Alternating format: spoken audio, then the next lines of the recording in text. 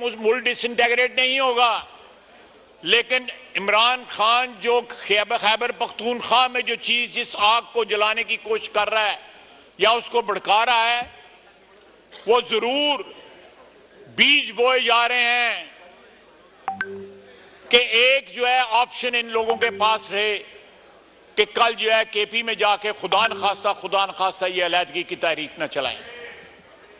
और सारी जबान जो है उस दिन जलसे में जो बोली गई वो सारी की सारी एक अलहदगी पसंदों की जबान थी।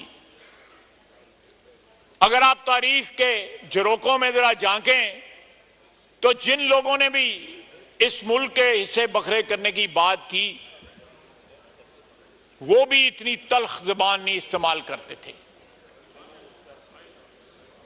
आपने एक साथ वाले सूबे पंजाब के ऊपर जिसमें अल्लाह के फजल से सारी कौमियतें बसती हैं, पंजाब ने अल्लाह के फजल से सारी कौमियतों को वेलकम किया है।